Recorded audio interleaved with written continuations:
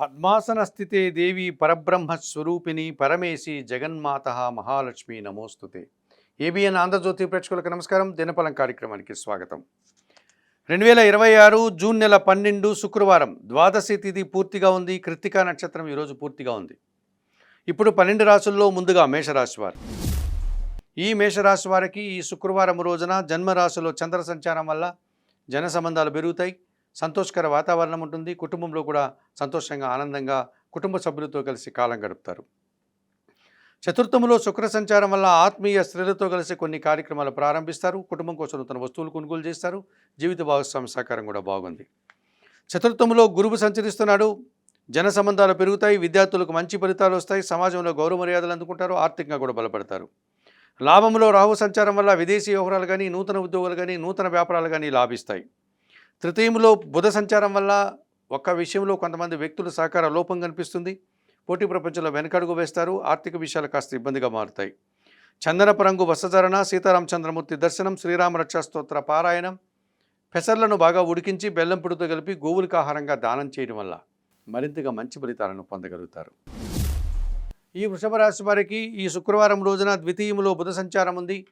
వ్యాపార అభివృద్ధి బాగుంటుంది. స్థిరాస్తుల నుంచి లాభాలు అందుకుంటారు. ఆలోచనలు కలిసి వస్తాయి. ఆర్థికంగా బలపడతారు. తృతీయంలో శుక్ర సంచారం వల్ల స్త్రీజన సహకారంతో ఒక కార్యక్రమాన్ని దిగ్విజయంగా పూర్తి చేస్తారు. పోటీ ప్రపంచంలో కూడా విజయం సాధిస్తారు. విందు వినోదాల్లో పాల్గొంటారు. దశమంలో రాహు సంచారం వల్ల వృత్తి ఉద్యోగ వ్యాపారాలని సజావుగా సాగుతాయి. అధికారుల అండదండలు పుష్కలంగా లభిస్తుంది. విదేశీ వ్యవహారాలు కూడా లాభసాటిగా ముందుకు సాగుతాయి. లాభంలో శని సంచారం ఉంది. వృత్తి ఉద్యోగ వ్యాపారాల్లో కష్టపడి పనిచేస్తారు. మంచి ఫలితాలు అందుకుంటారు. పనివారి సహకారం కూడా మీకు ఆనందాన్ని కలుగజేస్తుంది. తృతీయంలో గురువు సంచరిస్తున్నాడు. కొంతమంది విద్యావేత్తల యొక్క సహకార లోపం కనిపిస్తుంది. విద్యార్థులకు ప్రతికూల ఫలితాలు వస్తాయి. వృత్తి ఉద్యోగ వ్యాపారంలో పనిభారం పెరుగుతుంది. ఆకుపచ్చ రంగు వస్త్రధారణ చేయండి. దత్తాత్రేయ స్వామి వారిని దర్శించండి. గురుచరిత్ర పారాయణం చేయండి. పసుపు వర్ణ పనులను గురువులకిచ్చి వారి పాదాలకు నమస్కరించుకోవడం వల్ల సంతోషంగా ప్రశాంతంగా ఉంటారు. ఈ మిథున రాశి వారికి శుక్రవారం రోజున జన్మరాశిలో బుధ సంచారం ఉంది. జన సంబంధాలు పెరుగుతాయి. మీ ఆలోచనలు కలిసి వస్తాయి. వ్యాపార అభివృద్ధి బాగుంది. కుటుంబంలో నూతన వస్తువులు కొనుగోలు చేస్తారు. ద్వితీయంలో గురువు సంచరించడం వల్ల మీ మాటకు విలువ పెరుగుతుంది. స్థిరాస్తుల నుంచి లాభాలు అందుకుంటారు. సమాజంలో గౌరవ మర్యాదలు అందుకుంటారు. విద్యార్థులకు కూడా మంచి ఫలితాలు వస్తాయి. ద్వితీయంలో శుక్ర సంచారం వల్ల ఆత్మీయ స్త్రీలతో కలిసి కొన్ని కార్యక్రమాలు ప్రారంభిస్తారు. వివాహాది శుభ కార్యక్రమాల్లో కీలకమైన వ్యక్తిగా పాల్గొంటారు. కుటుంబ సౌఖ్యాన్ని అందుకుంటారు. తృతీయంలో కేతువు సంచరించడం వల్ల జన సహకారము, నిరాడంబరత, భగవంతుని ఆశీస్సులు అనుకూలంగా ఉన్నాయి. వ్యయంలో రవి సంచారం వల్ల అధికారులతో మనస్పర్ధలు, తండ్రి ఆరోగ్యం విషయంలో జాగ్రత్తలు తీసుకోవాలి. కొంతమంది అధికారుల సహకార లోపం వల్ల కొన్ని ఇబ్బందులు పడాల్సి ఉంటుంది. తెలుపు రంగు వస్త్రధారణ చేయండి. సూర్య భగవాన్ని దర్శించండి. సూర్యాష్టకం చదువుకోండి. గోధుమలను పక్షులకు ఆహారంగా ఇవ్వడం వల్ల మరింతగా మంచి ఫలితాలను పొందగలుగుతారు.